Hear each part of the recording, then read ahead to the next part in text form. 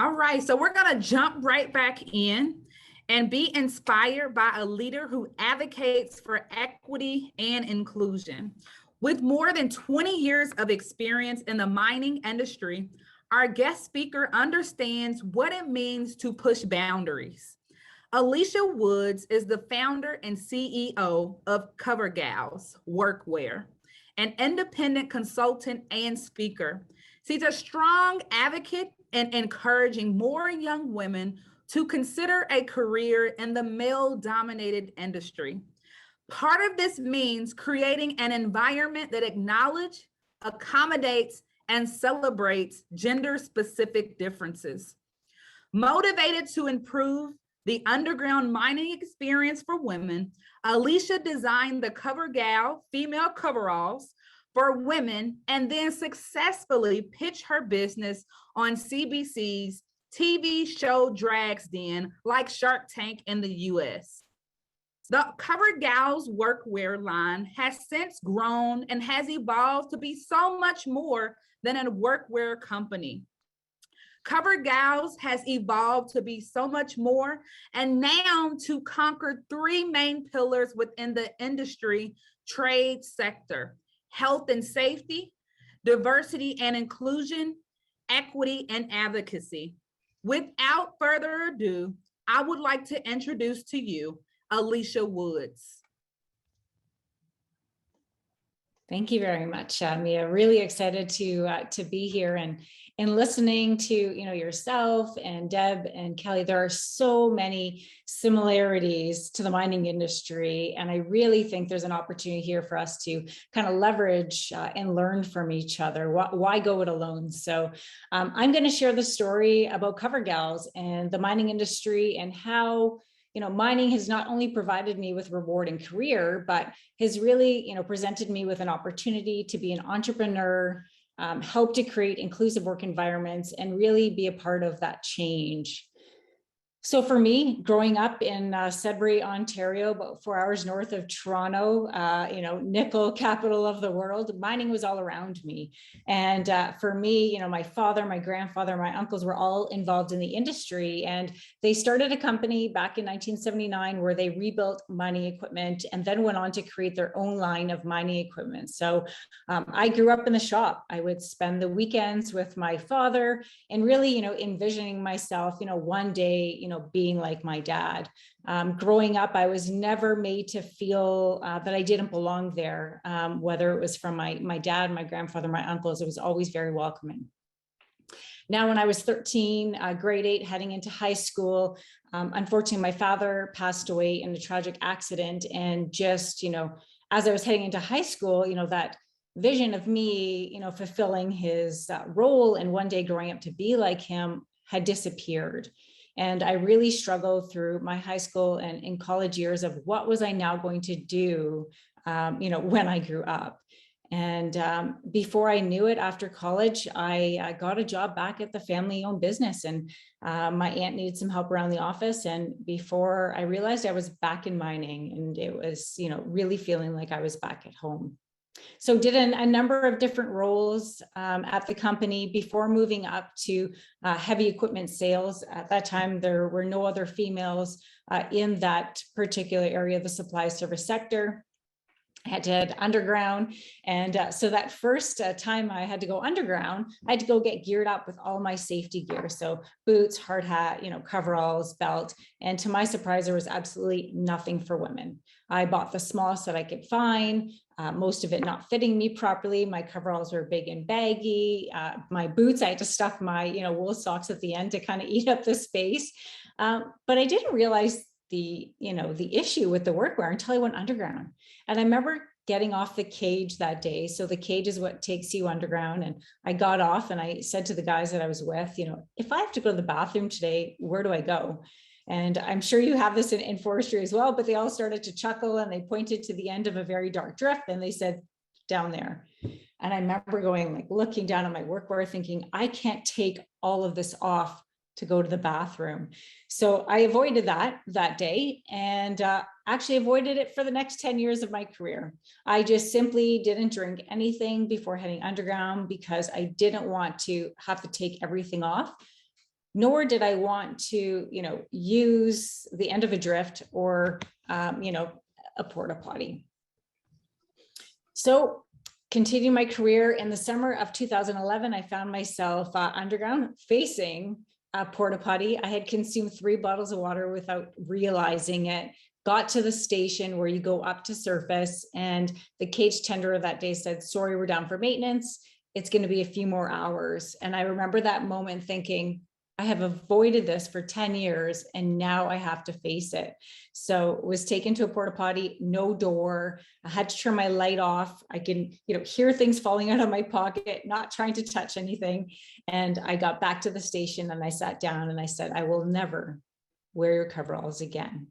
So I came home, modified my garment with a local seamstress and started to wear it. I, made sure that it fit me properly, which was a huge safety issue. I made sure it can function. If you can envision old school long johns with, the rear trap door, that's what we incorporated into the garment with a, 2-way zipper. So I never had to take everything off to go to the bathroom. It was just easy. Started to wear, my coverall. And before I realized, women were asking me, you're drinking water, what are you wearing? It looks like it fits you well. And before we realized, we were starting to make a pair for, one person and then another and then another. And Valet, one of the mining companies here in Sudbury, approached us and said, we see what you're doing and we love it. As a company, safety is number one. And, we see this as a tool to really attract and retain our female workforce. So that was our first order. They ordered 50 pairs, which we were super excited about. But now came the challenges of, how do we manufacture this and how do we bring it to market? So what I quickly realized is that we needed to surround ourselves with some strong partners, those that were experts in their respective field. I'm a big believer in surrounding yourself with those. You don't need to know everything, but you do need to know where to go. And for us, 3M is one of those strong partners for us. We work very closely with them. They provide quality, components for our workwear, but they also help with the knowledge and the experience. And they've been an invaluable resource to us. And from there, we had a product. We found a manufacturer. Shockingly, took a year to find one because everybody we approached, as soon as we said female workwear, they stopped returning our emails. They stopped returning our calls. They just said they did not see the market. And some of the bigger manufacturers just said the volume wasn't there, which, was pretty disappointing because I knew for myself I needed it. I saw other women around me who needed it. But yeah, it took us a year to find somebody who, thought they could do it with us. I'm just trying to move screens here. Let's, technical difficulties, I guess. Let's see.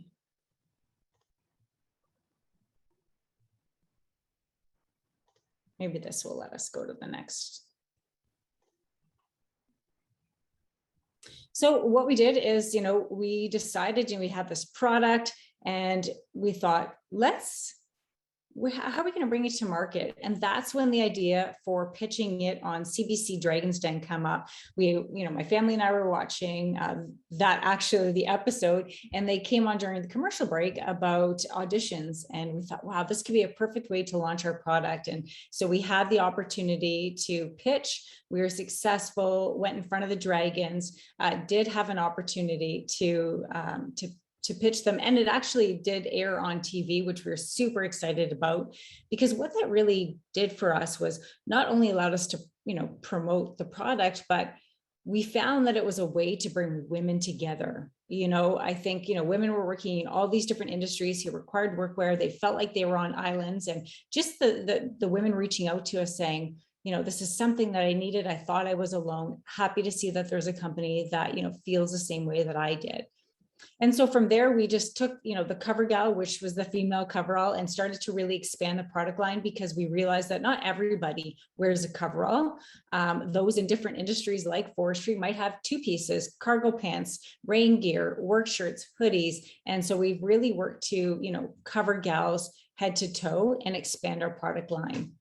And as a result of that, we just found that we're really starting to build a community, people reaching out, and it's been extremely, extremely rewarding. It's not just about the product, but it's about, kind of pulling people together, supporting organizations like Diamonds in the Rough, which is an all-female Canadian mine rescue team that, competed internationally in Russia, which is a huge accomplishment because in Russia, it is actually illegal for women to go underground, and they're just changing that now.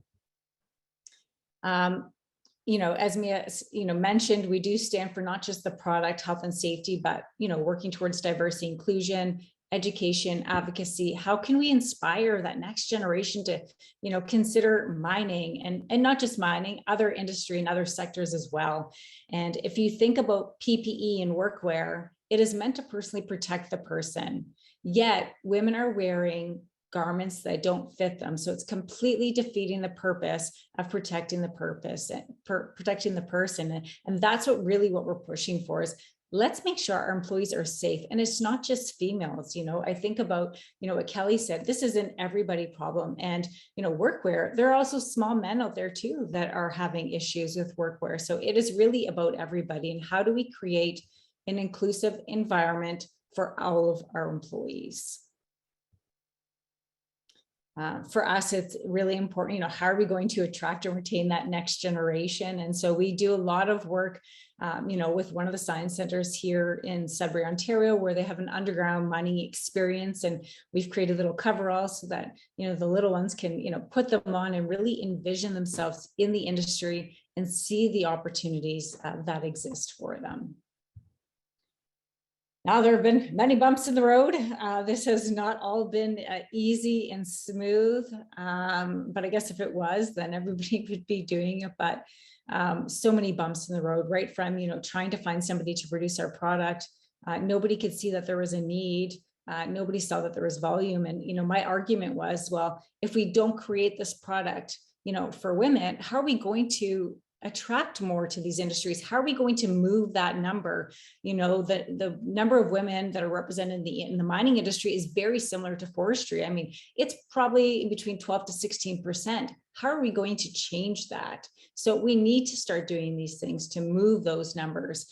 So again, just being persistent and pushing to find a manufacturer, trying to educate people on why it was so important. It took us years before companies would realize why women needed specific PPE and workwear. Lots of no's along the way, lots of challenges with manufacturers not meeting deadlines.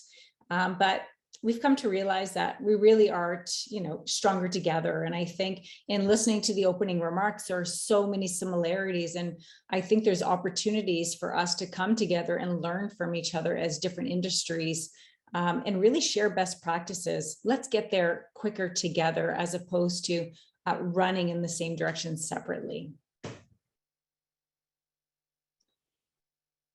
If you think about clothing and what you wear every day, it empowers a person, it provides confidence, and there really is, power in the right uniform.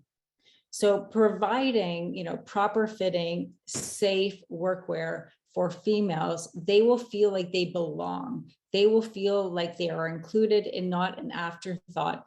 If you think about it, how do you feel if you have to put on your dad's workwear or your brother's clothes? You certainly don't feel like that's a place for you and that it's a place that you belong. So there is power in clothing, there is power in workwear, and companies really do need to start looking at that if they're not already.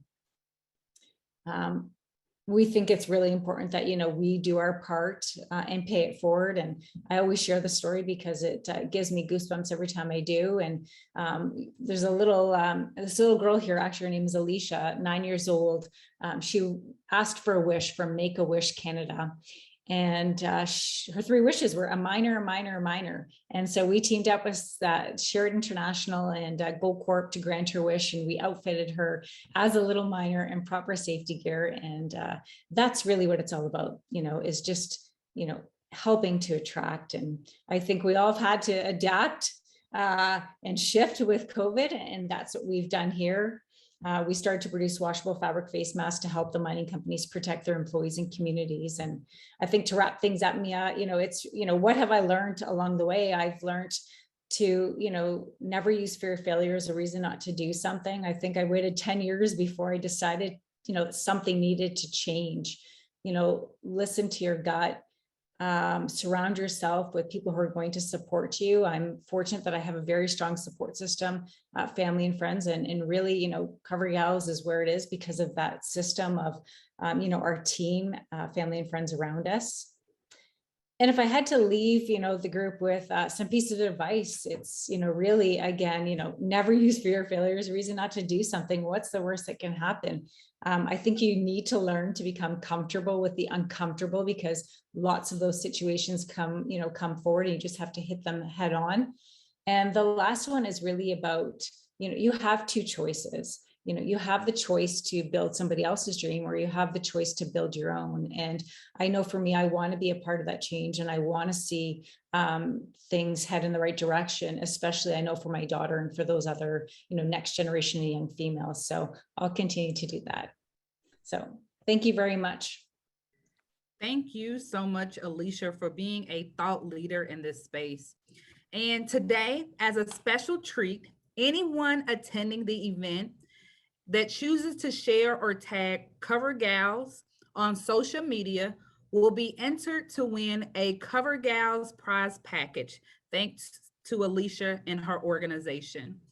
In order to be entered into the drawing, you must share out on social media an image or post about the event and tag Women's Forest Congress and Covergalls. So Alicia, again, thank you so much for being here today, and we appreciate the work that you are doing. Thank you. Thank you. So we will not have a Q&A with Alicia today, but we do want to hear from you. We have created a Padlet, which we will share with you the link, based on the topic of leadership within the context of equity and inclusion. We want to know, what have you seen that has worked well? What could the Women's Forest Congress advocate for?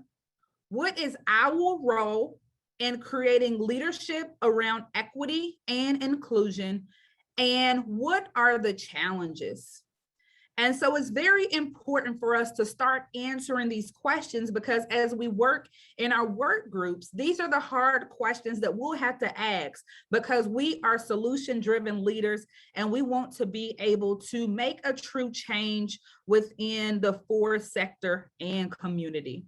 So I will give you all the opportunity to put your responses in the Padlet, and know that that Padlet will be open for the duration of the session. And we will continue with our presenters for today.